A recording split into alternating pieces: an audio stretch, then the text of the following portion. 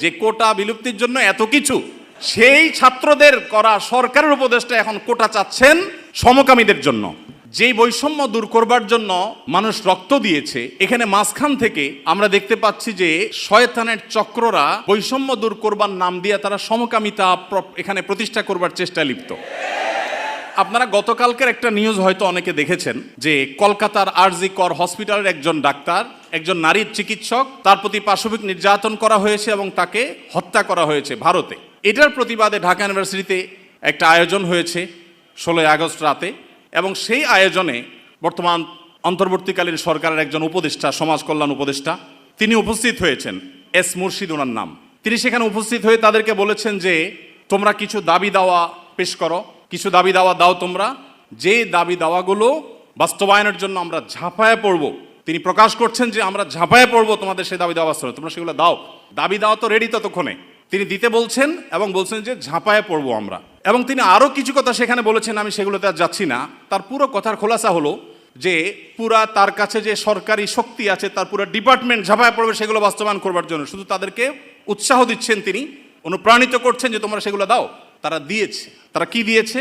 13টা দফা বা দাবি দিয়েছে। এই 13টা দফা দাবির ভিতরে আমি যদি একটু পড়ে শোনাবার চেষ্টা করি, এর ভিতরে একটা দাবি ছিল 3 নম্বরের, সেটা হলো ধর্ম, গোত্র এবং বর্ণের ঊর্ধ্বে গিয়ে প্রতিটি লিঙ্গের মানুষের সম্পত্তিতে সমান অধিকার দিতে হবে। এটা আমাদের প্রচলিত আইন বিরুদ্ধ যেমন, তেমনি এদেশের সংখ্যাগরিষ্ঠ মানুষ মুসলমানদের কোরআনে কারিমের সুস্পষ্ট বিধানের হুবহু বিপরীত।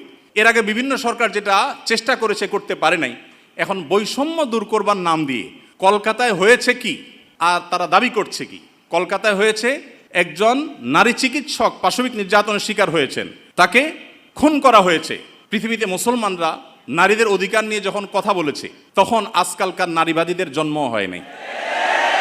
মুহাম্মদ সাল্লাল্লাহু আলাইহি সাল্লাম যখন নারী অধিকার নিয়ে কথা বলেছেন, তখন এই নারীবাদীদের 14 গোষ্ঠীর কারোর জন্ম হয় নাই।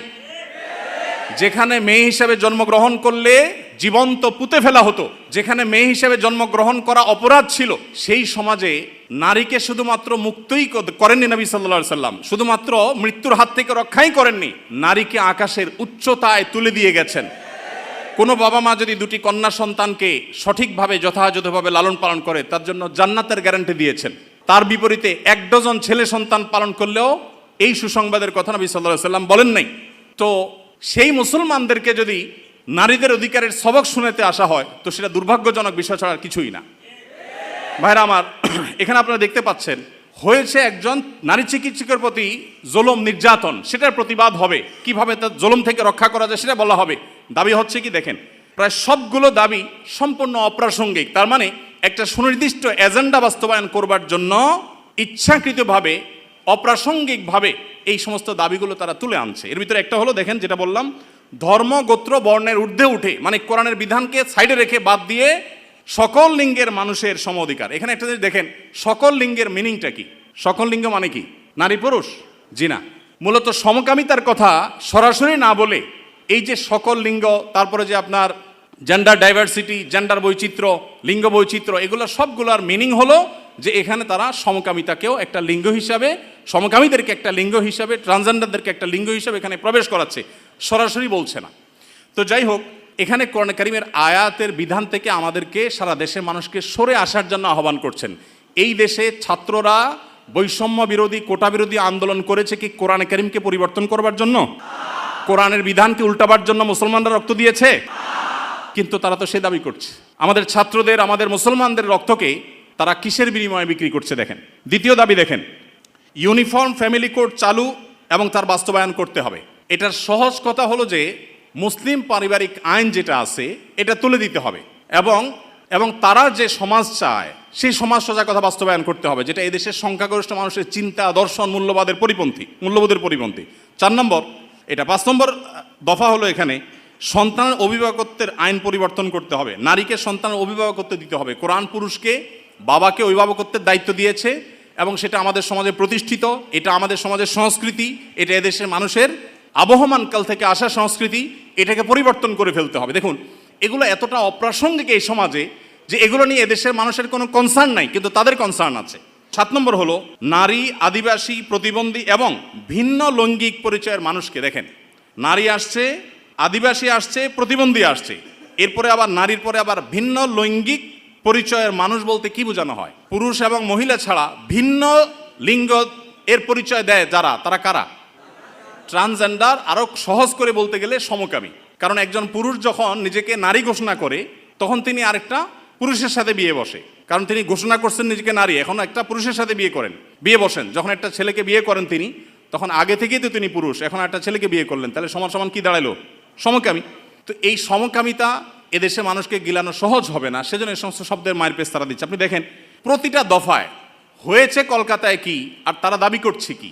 তো এই যে ব্যাপারটা দেখেন, এখানে তারা বলছে যে নারী, আদিবাসী, প্রতিবন্ধী এবং ভিন্ন লৈঙ্গিক পরিচয়ের মানুষদের প্রতিনিধিত্বের জন্য যৌক্তিক অনুপাতে কোটা বরাদ্দ দিতে হবে। যে কোটা বিলুপ্তির জন্য এত কিছু, সেই ছাত্রদের করা সরকারের উপদেষ্টা এখন কোটা চাচ্ছেন সমকামীদের জন্য।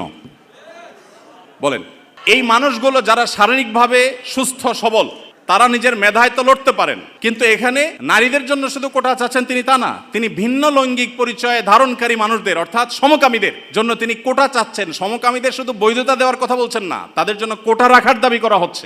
এরপরে আমরা দেখতে পাচ্ছি যে 8 নম্বর যে দাবি, সে দাবিতে লেখা আছে যে বলা হয়েছে যে 1860 সালের গর্ভপাতের আইন বাতিল করতে হবে, নারীকে গর্ভপাতের পরিপূর্ণ স্বাধীনতা দিতে হবে।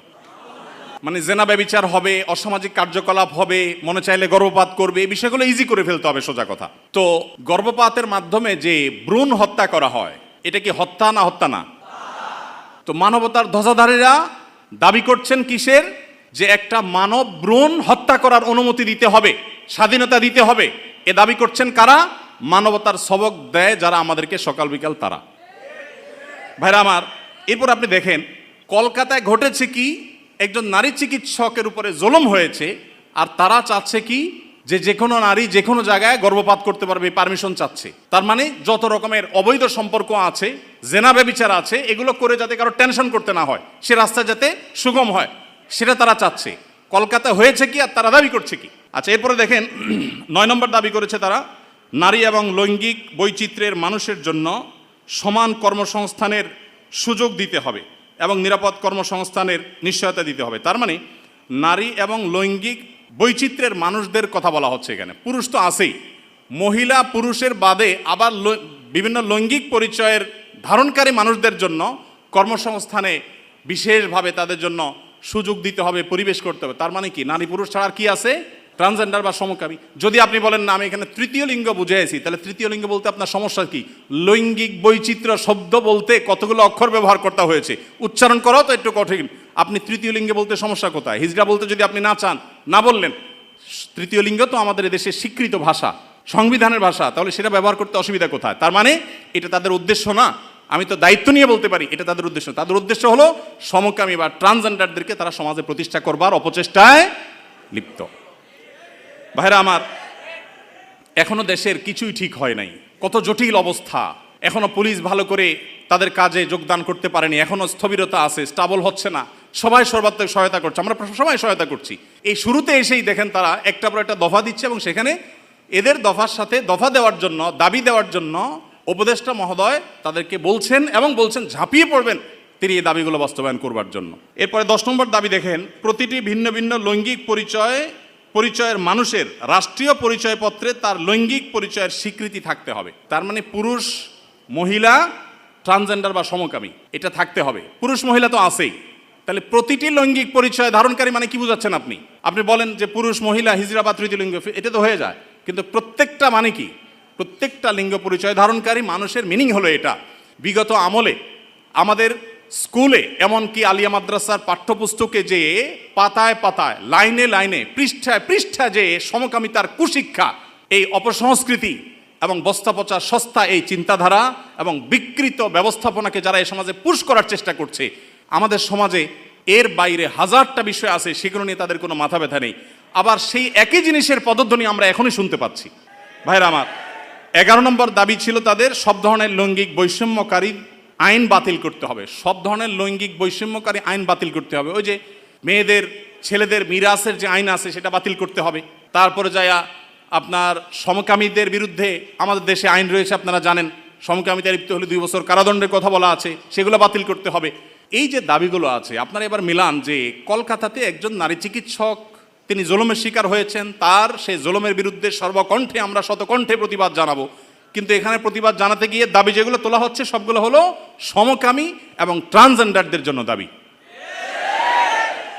এই যে ষড়যন্ত্র, এটা আমাদের দেশে নতুন না। যারাই যখন আসে বিদেশিদের টাকা পয়সা ফান্ড পেয়ে তারা সেগুলোকে এই দেশে পুশ করার অপচেষ্টায় লিপ্ত থাকে।